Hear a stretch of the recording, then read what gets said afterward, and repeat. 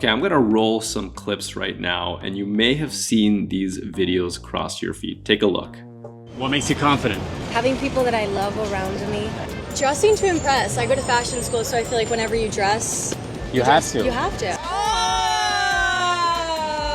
finally, you found us.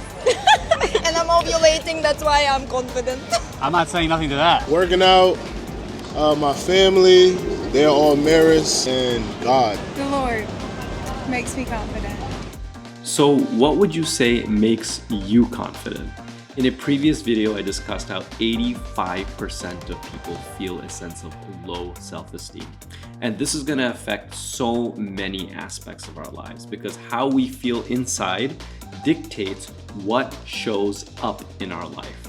And if we are not feeling great about ourselves, then the quality of our relationships, our professional experiences, and of our life in general are going to match the quality of our inner feelings. So let me start by saying this. I was not always a confident person. There was a time where I couldn't even say hi to strangers. I couldn't look people in the eye when I spoke to them. I was frustrated with myself, annoyed with myself.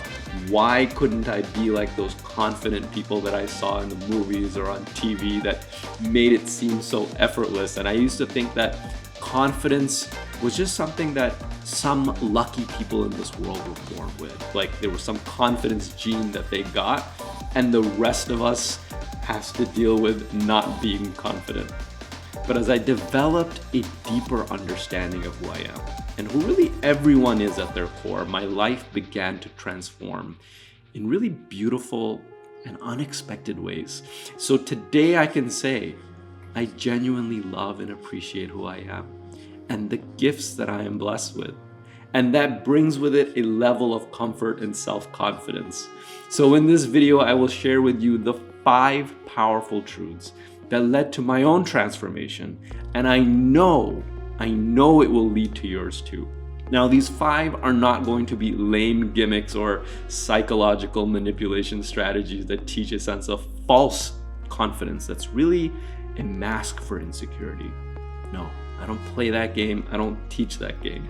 The truths I will share are going to be recognizable by your soul. And as I share them, they're going to unlock a remembrance, reminding you of your innate power and capability that you already have within yourself to express your infinite potential, creativity, and love with confidence.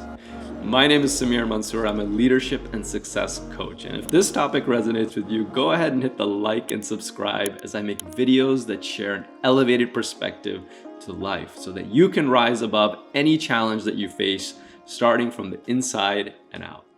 Now let's begin. Truth number 1, you are the loved child of God. See, when you feel loved, doesn't that make you feel fearless? Let's take an example of when you're dating someone that you're really into. Doesn't that feeling of love inside make you feel invincible? The colors are brighter outside, the mood is happier. It seems like no one can do no wrong because you feel love and you feel loved and you feel loving, right? When love is within us, it's like the ultimate confidence has been unleashed through us. Or take children, for example. When they know they are unconditionally loved, don't they feel so safe to express, be silly, explore themselves fully, take risks? Now imagine having access to this feeling of love always, because God's love can't ever leave from your side. It is the most pure, powerful, and potent form of love. And because God is love, and we are the reflection of that love, we can never be separated from God's love. So you don't have to wait on anyone to tell you that you're loved, whether it's a parent or a loved one. You don't have to wait on anybody. Or even if you don't feel worthy of love right now, right? If you grew up not hearing the words, I love you enough, know the truth that you have been loved since the beginning of time. In the book of Jeremiah, God says, before I formed you in the womb, I knew you. Before you were born, I sanctified you. later, he goes on to say, I have loved you with an everlasting love. We have been loved since the beginning of time. There is no place where God is not. Therefore, there is no place that love is not. And God has loved us with an everlasting love. And that means there's no beginning to that love and there's no end to that love. And it's an eternal love. I think one of the geniuses of Jesus was calling God the Father. And not just Father, but the informal form of Father, Abba. It was kind of like calling God Dad or Daddy, right? Intimating this close relationship, this close spiritual relationship between created and creation. So imagine waking up one morning knowing that you are the son or the daughter of a great and powerful king. How is that for confidence? Waking up and knowing I am the son or daughter of the sovereign of the universe. You get to walk out the door every day with that feeling, knowing that you are the image and likeness, the splitting image and likeness, same in spiritual essence as your divine creator. How is that for confidence?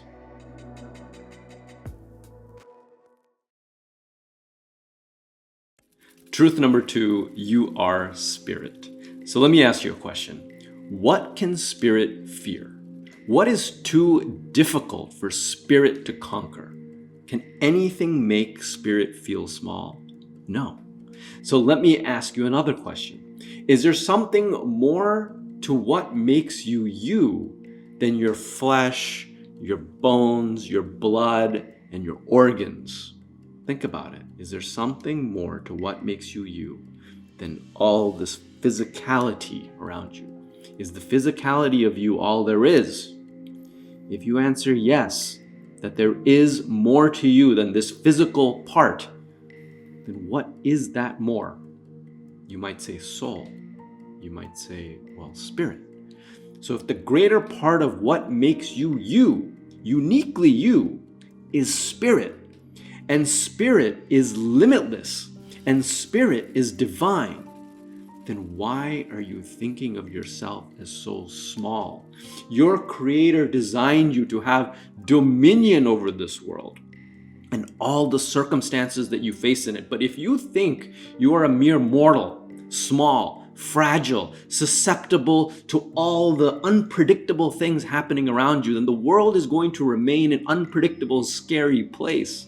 You will forever live as a victim of circumstances. You'll be incapable of reaching your full potential with these limiting beliefs. Jesus once said, with man, this worldly experience is going to feel impossible. But with God, all things are possible. With God, all things are possible. So when you do things with remembrance of your at-one-ment with God, then you rise up to reveal your true spiritual nature. You are then working in cooperation with spirit. You are inspired, in other words, right? When you are in spirit, you are inspired. Recall the last time you felt truly inspired. Doesn't it make you feel invincible and confident to feel this burst of inspiration running through your body? So your soul wants to identify as spirit. It wants to be in spirit. This is its true nature. This is when it feels free to express itself fully, expansively, and confidently.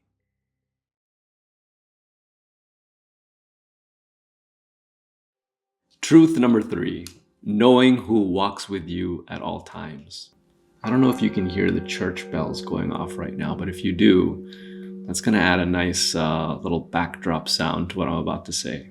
So imagine a situation where you feel a need to feel more safe, less fear, and more confident. Do you have a situation in mind? Now imagine a presence of infinite love or infinite protection enfolding you like a dove's wings, just keeping you safe in that light and the presence of power, right? Imagine this presence of protection taking you by the hand and letting you know all is well. Again, there is no spot where love is not. And I think it was John that said, yes, it was John that said, perfect love casts out fear. Perfect love, of course, is the love that God has for you as God's spiritual child. Whoever dwells in the shelter of the Most High will rest in the shadow of the Almighty. He will call on me and I will answer him. I will be with him in trouble. I will deliver him and honor him. David sang of God's protection over him in Psalms. So you can walk with confidence knowing that the armor of divine love surrounds you at all times. Now let me tell you a personal story that happened that reflects this point. So I was working with someone one day when I could sense in the eye of this individual that an ill intention had arisen.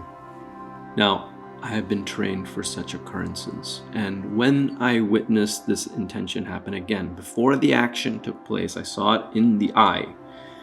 I called this individual out, and I went in with some strong words that I was, and inwardly at the time I was calling on, of course, God's support and protection so I could do this right and effectively and lovingly, but with strength because the moment called for it.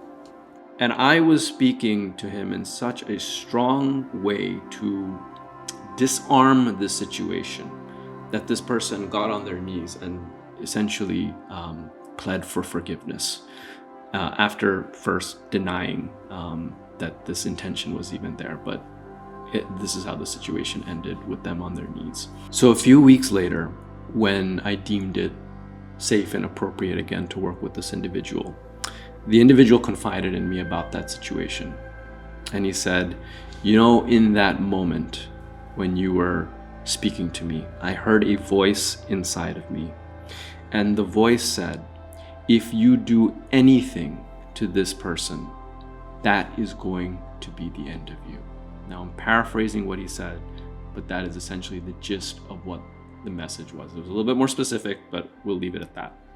So I don't know how this works, but what I do know is that when we sincerely call on the aid and protection of divine love, it will show up to help you find a way above, through, or around the situation in the most harmonious and effective way possible, just like God aided Moses and the Hebrew people through the Red Sea in their moment of need when they drew upon faith.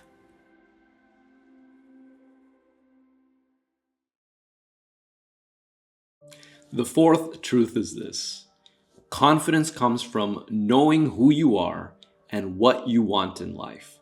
Because when you are clear about who you are, and more importantly, all the good that you have to offer, because the two are intertwined, who you are and the good that you have to offer. And when you are clear about what you are looking for and you are clear about what you deserve, then you will not settle for less, knowing that the good that you have to offer means you value yourself enough not to settle for less. With this mentality, you are choosing the path or the experience that is right for you. You are not going to be like a leaf that blows as a victim of circumstances when you know what you want. When you know what you want and you're not going to settle for less, you are in the seat of the chooser. Now, when you're in the seat of the chooser, you have options, right? Having options is going to give you confidence because you're not going to feel like you are limited to choose what's in front of you, to settle with what's in front of you. It's good enough. No. You know what you want. You know the good that you have to offer. You deserve more. So how do you make this practical? It might look something like this. Take out a piece of paper, write your name on the left side, and now write down underneath your name. What does your name represent? What does your name stand for? What values does your name stand for? Right? Under your name, list all of this out. You are made to be a unique gift to the world. So write out all the ways that you are a gift. Now, put a line down the center of this page, and on the right side, list out what kind of people, their qualities, their characteristics, their values, the kind of people, the experiences, career opportunities, personal and spiritual growth opportunities, all the ways that you can be in service to others. List all these out under the title of "This is what you are calling into your life." Now, if anything comes along that doesn't resonate with anything that you're seeing on the right side of this list, then you have the permission to say, no, it doesn't belong in my life. And if it does resonate, if something comes along and it's checking the boxes on this list that you've made, then express your gratitude for it and invite it in, because you deserve it. You are now manifesting in alignment with your truest sense of value and all the good that you have to offer. When you are actively choosing what to let in and what to keep out, again, you are in the seat of the chooser. You have options. Knowing that you have options will give you confidence.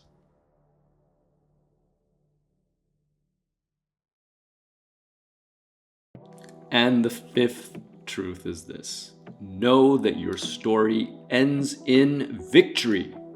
Always have your victorious end in mind, and know that it is here and now already. All of creation has already been created. When we pray to elevate our thoughts in alignment with what already is. Pray so that I know and see and feel what is already there for me, my divine inheritance. Everything you desire as a true need for your soul is already here. It's here and now. It's waiting for you to discover it, not even create it, to discover it.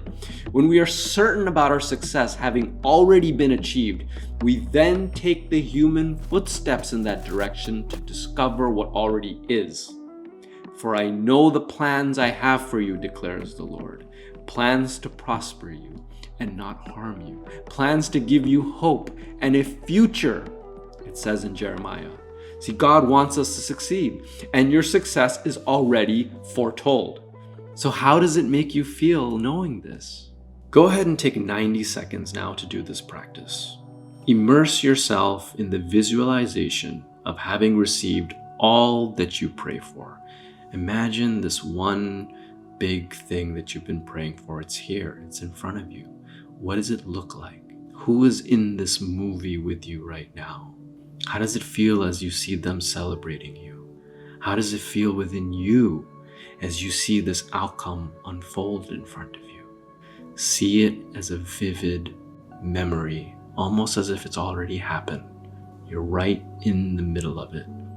Go ahead and pause this video if you want to relish this moment a little longer.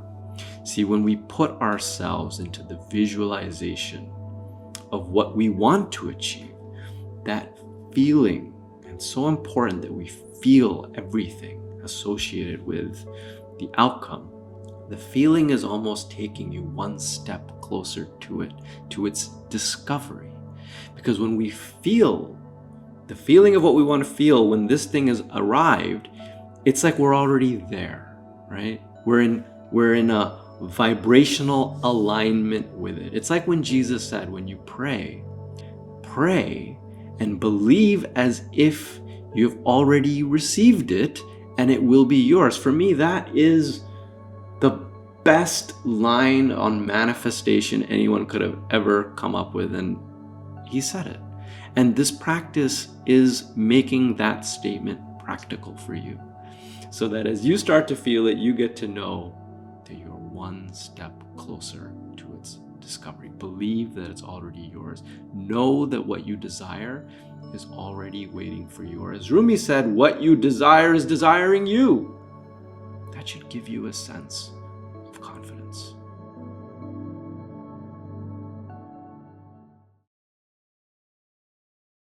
So which of these 5 most resonated with you? And which one are you most willing to try out the next time you need a little confidence boost? If you're looking for ways to practically implement these ideas into your life, then I'm here for you as a trusted coach and a mentor. My goal is to see you take leaps in the direction of your confidence and joy and absolute potential. So if this resonates with you, go ahead and visit my website, nowirise.com, or schedule a consultation in the link in description. Until next time, check out these videos that I think you might find useful if you found this video useful. Go ahead and hit the like and subscribe. I can't wait to see you in the next video. Until then, may peace and joy and all the confidence of the world be with you.